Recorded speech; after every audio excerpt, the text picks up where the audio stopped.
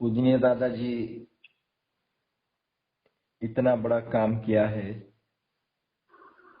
पूरी दुनिया में स्वाध्याय कार्य दिमाग से आगे बढ़ रहा है। लोग भगवान का काम कर रहे हैं। शुरुआत में दादाजी को साथ देने वाला कोई नहीं था। दादाजी जहां जहां जाते, बहुत पहले का समय है, जहां जहां जाते वहां वहां लोग कहते कि काम तो अच्छा है पर समय नहीं है हमारे पास। अमीर लोगों के पास गए तो वो लोग बोलते पैसा ले लो, पर हमें समय नहीं है। सन्यासियों के पास गए तो वो बोलते थे कि अच्छा काम है पर हम नहीं कर सकते। ऐसा बहुत जगह पे उनको निराशा हाथ में आई, पर वो कभी रुके नहीं। काम भगवान का है, भगवान देख लेंगे, मैं काम करूंगा। तो उसका ही परिणाम है कि आज कार्य रुका नहीं है, कार्य गति से बढ़ रहा है। तो दादाजी ने कभी गुरुइज्म तैयार नहीं किया। दादाजी कहते हैं कि मैं कोई आपका गुरु नहीं हूँ, मैं आपका भाई हूँ, बड़ा भाई हूँ, मैं कोई गुरु नहीं हूँ। गुरु कौन है? कृष्णम वंदे जगत गुरु। सबका गुरु एक ही है, भगवान कृष्ण। अभी उनका जन्मदिन आ रहा है, भगवान कृष्ण का जन्माष्टमी 23-24 को है। तो दादाजी ने भगवान कृष्ण के, प्रभु रामचंद्र के संस्कृति के विचार घर घर तक पहुंचाए।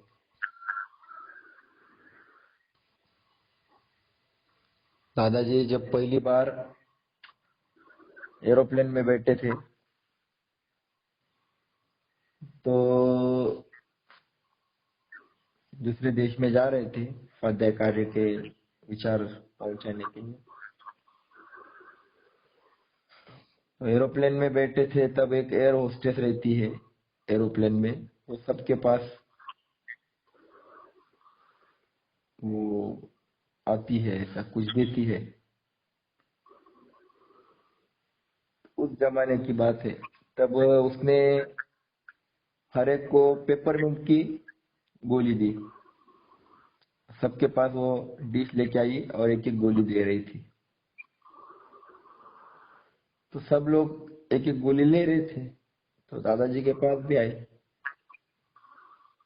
तो दादाजी ने सोचा कि ये पेपरमिंट की गोली क्यों दे रही है, जबकि यहाँ जो लोग बैठे हैं एरोप्लेन में बैठने वाले तो कोई गरीब नहीं होता, तो सारे अमीर लोग हैं। इतना पैसा खर्च करके आप बैठे और ये 4 आने की पेपरमिंट की गोली क्यों दे रही है? तब दादाजी के मन में आ गया कि ये क्यों दे रही है। हम लोग एरोप्लेन में जो बैठे आजू बाजू में सब लोग बैठे हैं, इनके मुंह को भी बदबू रहती है कि नहीं? इंसान के मुंह को बदबू रहती है। वो बदबू ना आए इसलिए वो पेपरमिंट की गोली जब खाते हैं तो मुंह को सुगंध आती है। कोई चॉकलेट रहते हैं ना जो खाने के बाद मुंह को सुगंध आती है, वैसे वो गोली थी, मीठी गोली। तो ये गोली खाने से क्या होता है, मुंह को सुगंध आती है। तो दादाजी के समझ में आ गया कि हम साधारण आदमी लोग यहाँ बैठे हैं, तो इनके बाजू में बैठना है तो भी मुंह को क्या चाहिए? सुगंध चाहिए, है कि नहीं? नहीं तो अच्छा नहीं लगता है, सहन नहीं होता है। तो साधारण आदमी के पास बैठना है तो भी मुंह को सुगंध चाहिए, तो भगवान के सामने बैठना है, सानिध्य में बैठना है, तो कितनी सुगंध लगेगी, है कि नहीं? हमारे वाणी को सुगंध चाहिए, हमारे दृष्टि को सुगंध चाहिए, हमारे चलने को सुगंध चाहिए, बोलने को सुगंध चाहिए। जब तक ये सुगंध नहीं आती तब तक भगवान नहीं मिलता है। हमारे सभी चीजों को, हमारे विचार को भी दुर्गंध है, सुगंध है ही नहीं। हम जब भगवान के पास बैठते हैं, मंदिर में जाते हैं, तो क्या लेके जाते हैं? दुर्गंध तो लेके जाते हैं। नमस्कार करते हैं और सोचते हैं कि भगवान मुझे ये चाहिए, भगवान मुझे वो चाहिए। मेरे वाणी को, मेरे विचार को भी दुर्गंध है।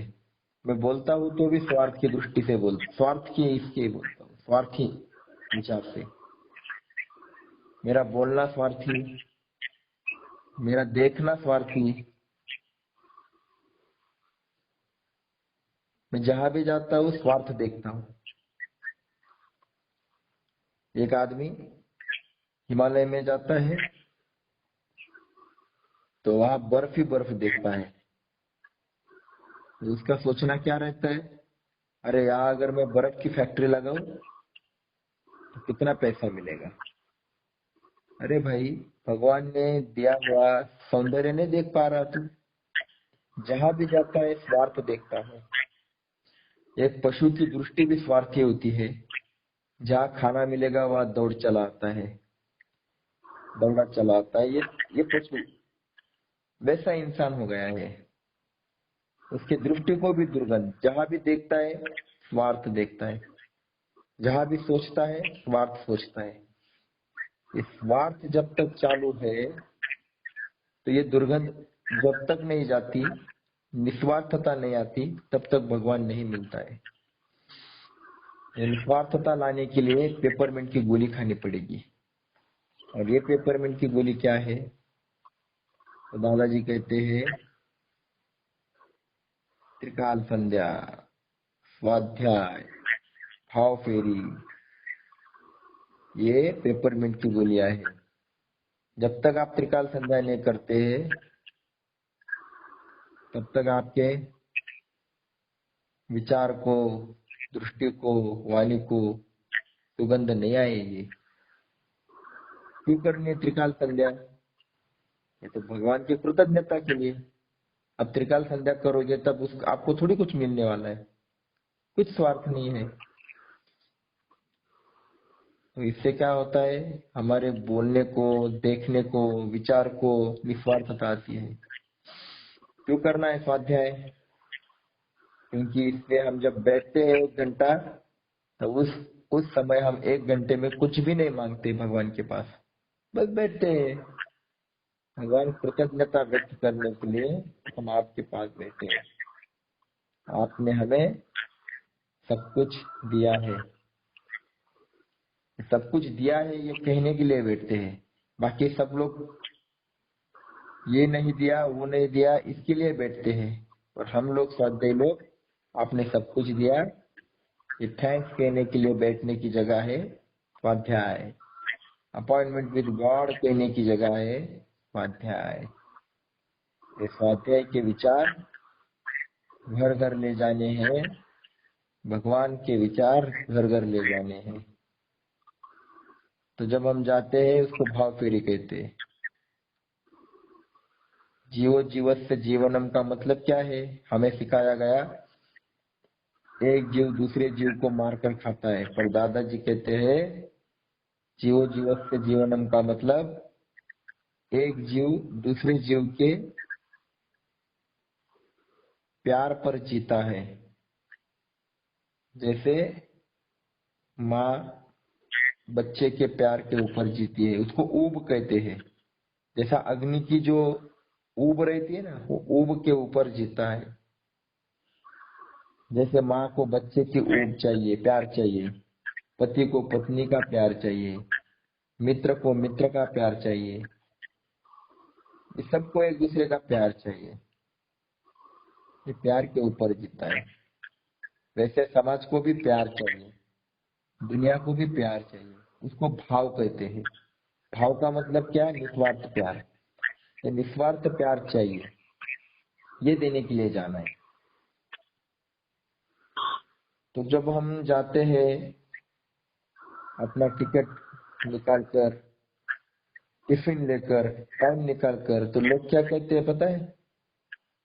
जब हम निकलते तब लोग कहते हैं कि अरे क्यों जाते हैं आप, घर में बैठो ना अपने, क्या जरूरत है किसके घर जाने की, क्या आवश्यकता है, दूसरे को जरूरत नहीं है, उसको भूख नहीं लगी है विचारों की, तो आपको क्या आवश्यकता है?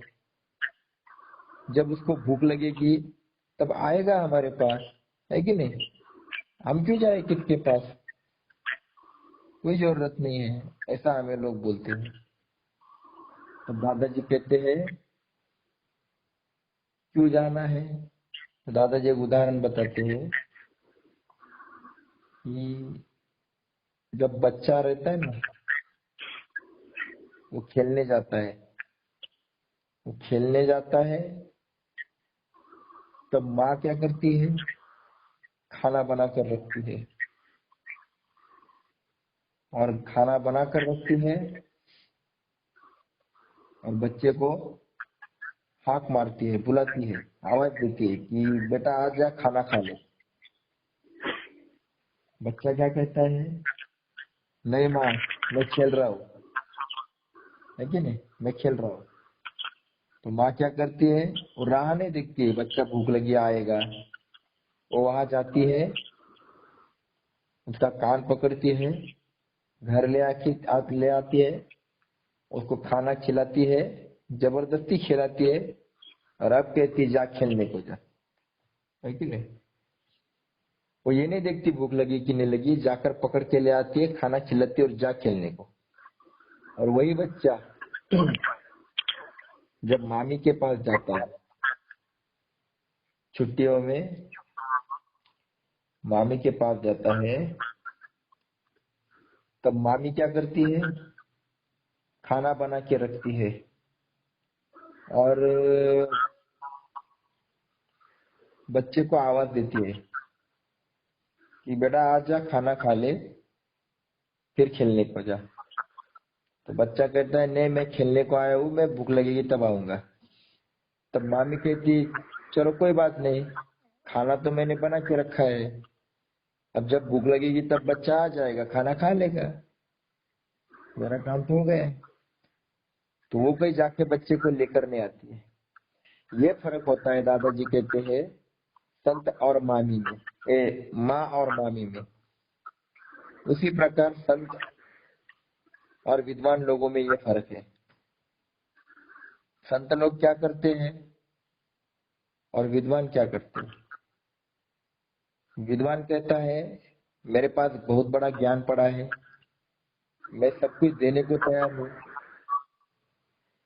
जब किसी को ज्ञान की जरूरत होगी तब वो मेरे पास आएगा, चलकर आएगा, मैं उसको ज्ञान दे दूंगा, मैं उसको समझाऊंगा।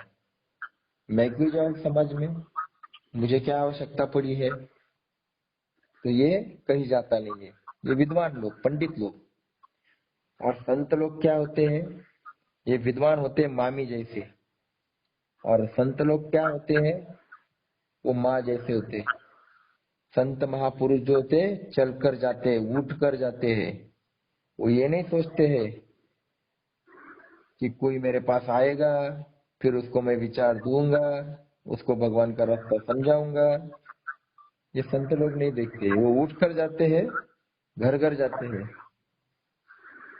हमारे यहाँ के संत तुकाराम कहते हैं देव घ्या कुनी देव घ्या फुका न लागे रुका। वो घर घर गए भगवान के पास, भगवान के विचार देने के लिए। वो कहते थे कि भगवान का नाम लेने के लिए, भगवान का काम करने के लिए पैसा नहीं लगता है। अरे भाई, भगवान का नाम लो। तो भगवान का नाम लेना समझाने के लिए घर घर जाते थे। उनको बहुत बड़ी तकलीफ भी लोग देते थे, बुराइयां भी करते थे। वो कुछ नहीं देखते थे, बस अपना काम करते थे। तो दादाजी कहते हैं कि संत और विद्वान में ये फर्क होता है। तो हम लोग जो है वो किसके रास्ते पे चल रहे हैं? संत के रास्ते पे चल रहे हैं। विद्वानों के रास्ते पे चल रहे हैं क्या? नहीं। तो संत माँ का हृदय का होते हैं, और माँ का हृदय ये नहीं देखता इसको भूख लगी कि नहीं लगी। वो कान पकड़ कर बैठाती है, खा और फिर जा। वैसा संत लोग सब जगह जाते हैं, भगवान का विचार समझाते हैं। तो ये भगवान का विचार देने के लिए जिसका हृदय माँ का है, जिसके दिल में प्यार है भगवान के प्रति, वही आदमी निस्वार्थ हेतु भगवान का काम कर सकता है।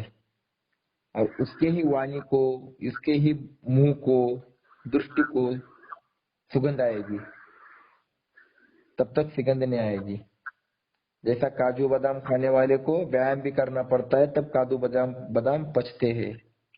वैसा भगवान का जो विचार होता है ये काजू बादाम से पावरफुल है। ये विचार जब आपको मिलते हैं तो हजम करने के लिए बाहर निकलना पड़ता है, चलना पड़ता है, भगवान का विचार घर घर ले जाना पड़ता है, तब हजम होंगे। ये किसी को भी हजम नहीं होते। तो भगवान का विचार जब तक लेने के लिए बाहर नहीं निकलते, तब तक हमारे शरीर की दुर्गंधी, विचारों की दुर्गंधी कभी नहीं जाएंगी। हम केवल स्वार्थ ही देखेंगे। ये निस्वार्थता जीवन में लानी है। तो ये करते समय मेरे साथ कौन है, क्या है, कोई है क्या, ये नहीं देखना। मेरे साथ भगवान है, ये देखना। जब तुकाराम महाराज जी, संत तुकाराम महाराज, मैंने कल संत एकनाथ जी कहे ना, अब संत तुकाराम महाराज की बात करता हूँ कि वो ऐसा ही कीर्तन करते थे, गांव गांव में भगवान का विचार ले जाते थे। तो एक जगह पे वो गए थे, तो लोगों ने सुना कि संत तुकाराम महाराज जी बहुत बड़े संत है, भगवान से बात करते हैं, और उनका कीर्तन जो होता है वो बहुत ही पावरफुल होता है, बहुत ही वैचारिक लेवल का होता है। तो वो जो है वो लोग बोले कि महाराज जी आज एकदम बढ़िया कीर्तन करो, आज एकदम बढ़िया कीर्तन करो, भगवान का विचार है ना, आज एकदम बढ़िया कीर्तन करो, हमें आपका एकदम बढ़िया कीर्तन सुनना है। तो तुकाराम महाराज जी बोले ठीक है, आज बढ़िया कीर्तन करता हूँ। तो बहुत भीड़ थी, बहुत भीड़ थी, पूरा गांव सुनने को आया था। तब उन्होंने कीर्तन चालू किया, उन्होंने विठल का नाम लेना चालू किया, भगवान विठल, विठल विठल विठल विठल। अब ये विठल विठल चालू कर दिया उन्होंने। तो इतना रममान हो गए विठल विठल करते करते, भगवान का नाम लेते लेते इतना रममान हो गए, तो दूसरा कुछ नाम ही नहीं ले रहे थे और नाचने लगे, जोर जोर से नाचने लगे, विठल विठल। अब 5 मिनट हो गए, 10 मिनट हो गए, और विठल के सिवा कुछ गा ही नहीं रहे थे। तो ये देखकर बाकी के जो लोग थे वो बोर हो गए, वो निकलने लगे। तो बहुत जो भीड़ थी वो धीरे धीरे पीछे निकलने लगी, घर जाने लगे, क्योंकि तुकाराम महाराज जी दूसरा कुछ नाम ही नहीं ले रहे थे, विठल विठल विठल विठल। अब आधा घंटा होने को आया, तो सामने जो लोग थे वो सब निकल गए। और ये तुकाराम महाराज जो है वो भगवान का नाम लेते हुए इतना मग्न हो गए थे कि उनको कुछ याद ही नहीं आया, वो अपना नाच रहे थे विठल विठल कर करके। तो सामने सब भी भीड़ चली गई, कोई नहीं रहा। और जब उनकी आंखें खुली तब उन्होंने देखा सामने एक ही आदमी था, बाकी कोई नहीं था। सब लोग चले गए थे क्योंकि ये विट्ठल के आगे कुछ बोल ही नहीं रहे थे। कितना देर सुनेंगे विट्ठल विट्ठल। पर इनको तो बड़ा मजा आ रहा था भगवान का नाम लेने में। तब एक ही आदमी देखा तो तुकाराम महाराज जी बड़े खुश हो गए। उसको बोले, अरे क्या बात है, तू अकेला बैठा है, तुझे मेरा कीर्तन पसंद आ गया ना? तो वो बोला, महाराज जी बात ऐसी है, मैं भी चला जाता, पर क्या करूं, आप जिस चादर पे खड़े हैं कीर्तन कर रहे हैं, वो चादर मेरे